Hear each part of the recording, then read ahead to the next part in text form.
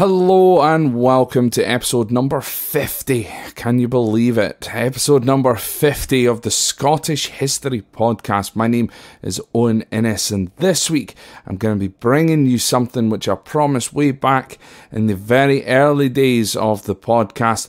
This is going to be a comparison episode between William Wallace and Robin Hood. So let's see if I can convince you that the two were almost one and the same.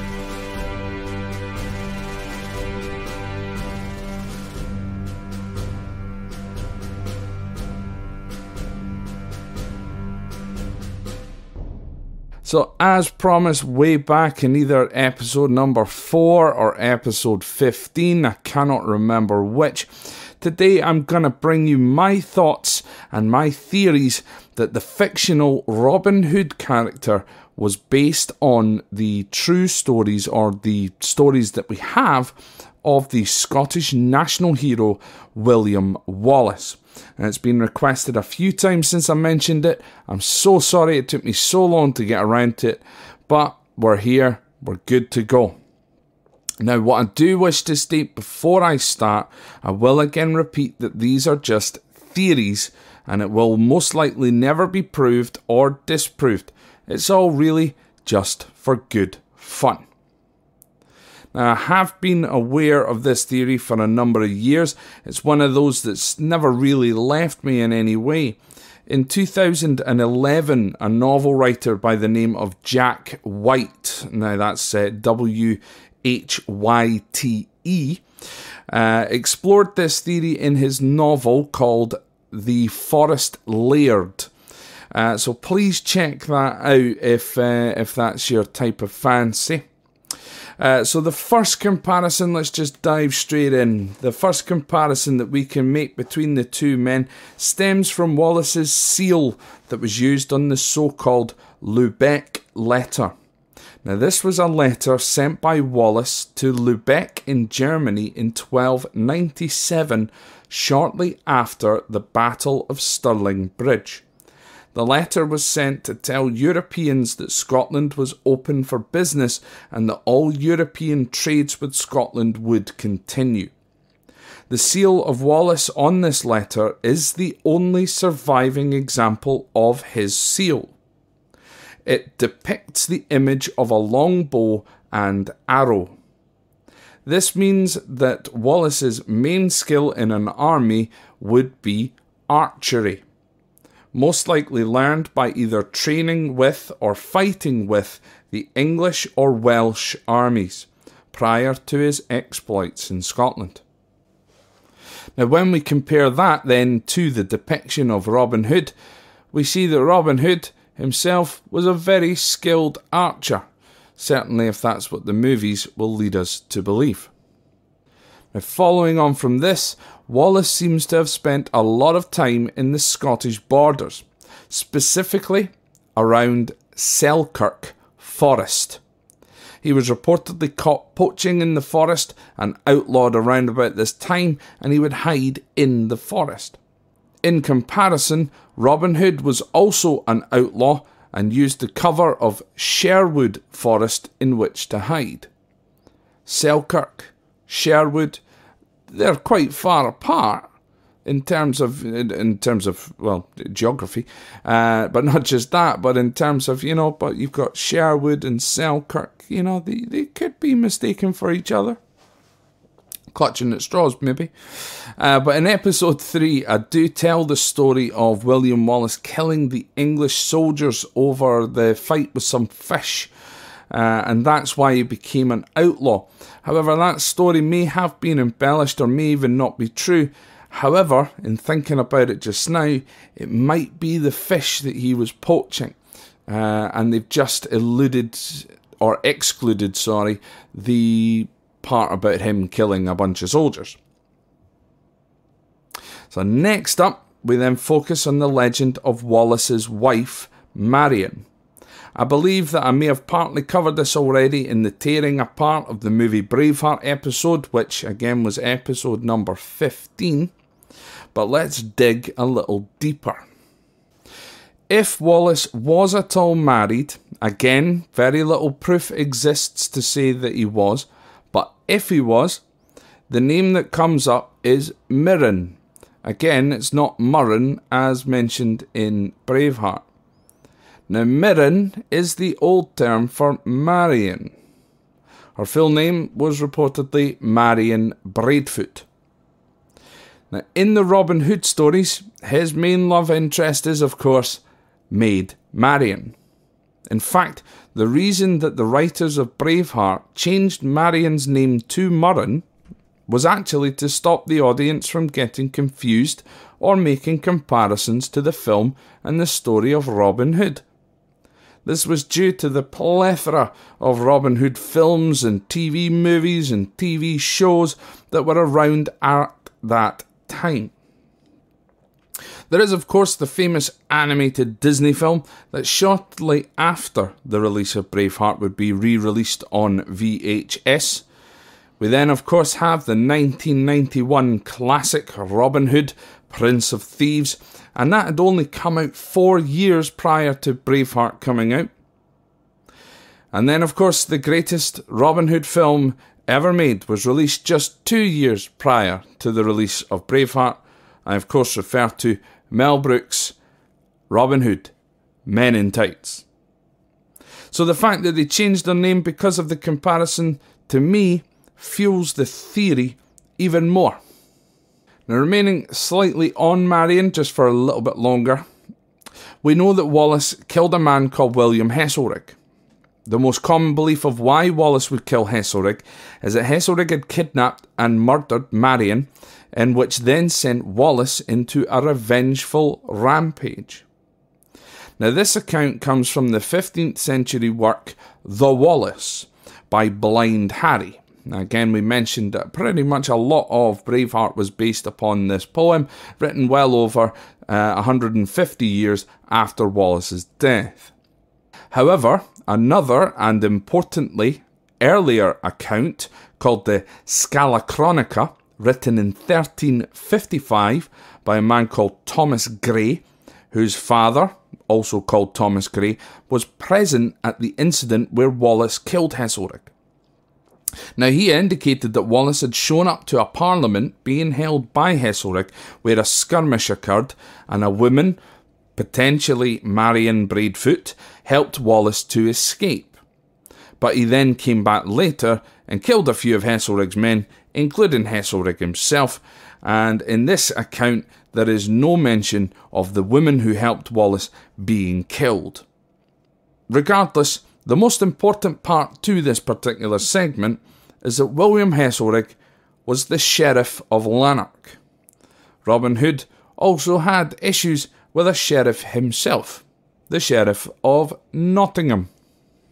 Now, the last and final comparison that I can make between William Wallace and Robin Hood is regarding Robin Hood's famous deeds of robbing from the rich and giving to the poor.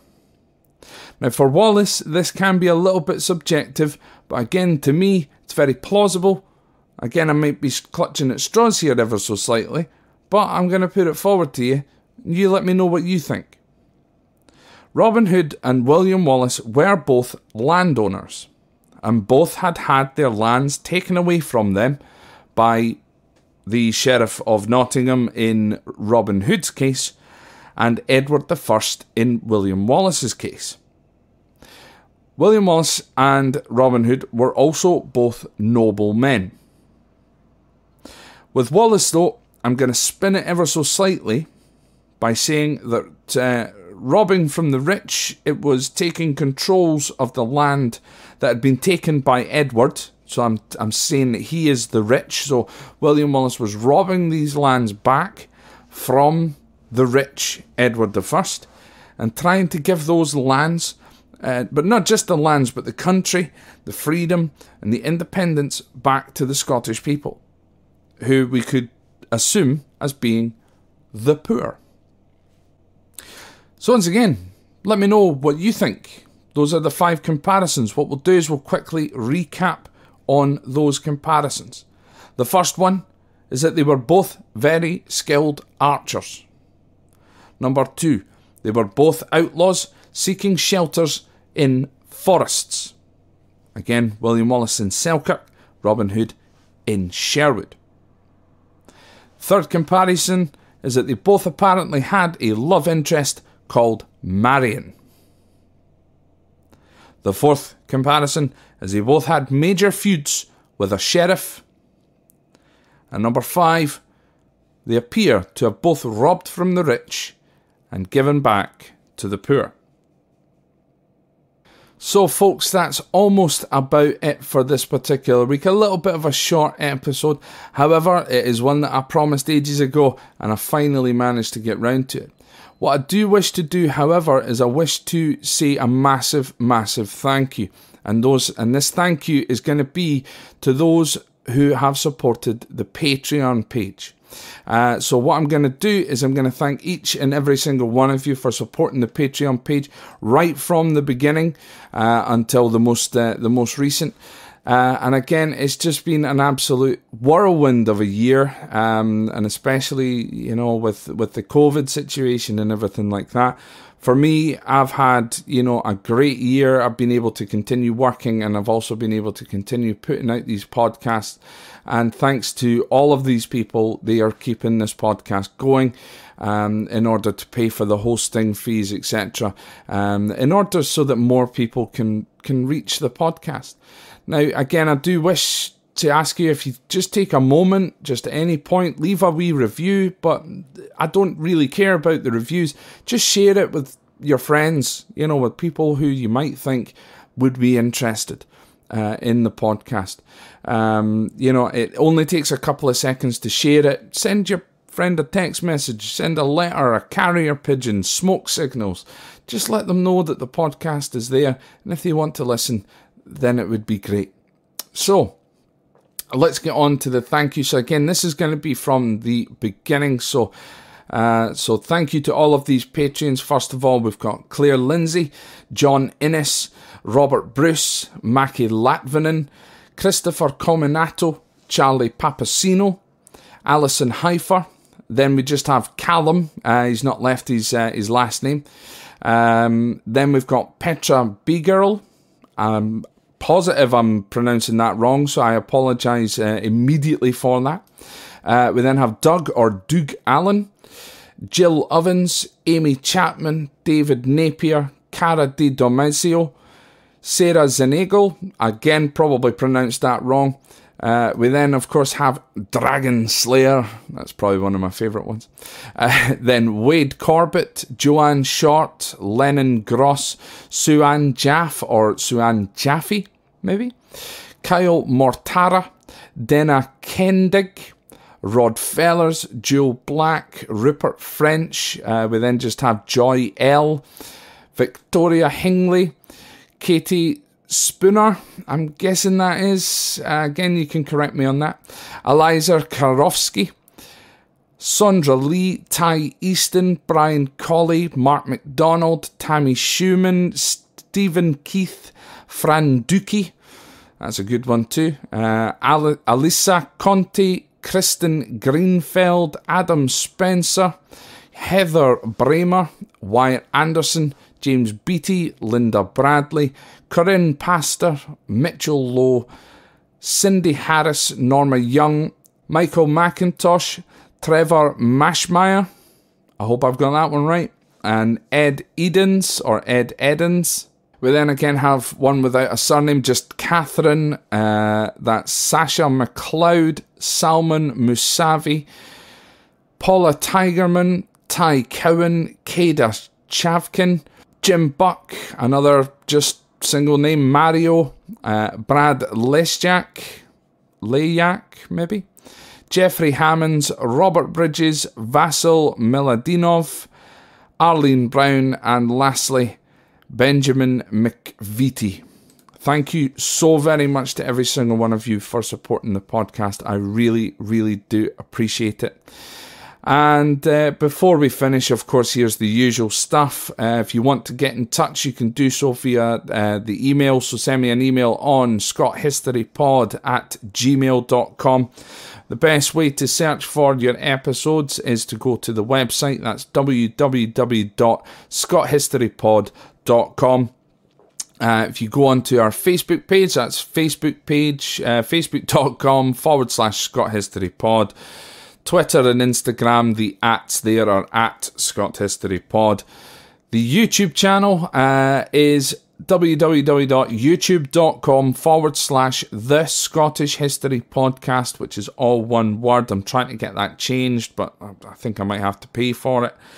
And of course, if you wish to support the podcast, you can do so via Patreon. That's patreon.com/Scott History Pod. And you can donate monthly like the rest of those lovely, lovely people to help support the podcast. You can also do so via buymeacoffee.com. I've had a couple of supporters on buymeacoffee.com.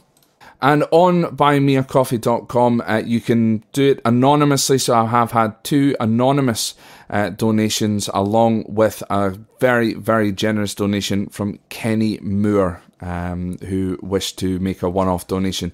So if you just wish to make a one-off donation of any amount, it's not necessary. Again, the Patreon and everything is not necessary in any way whatsoever. You do not have to do it. But if you do wish to do it, that's buymeacoffee.com/Scott History Pod. Thank you again for listening, folks. I will see you again next week with another episode.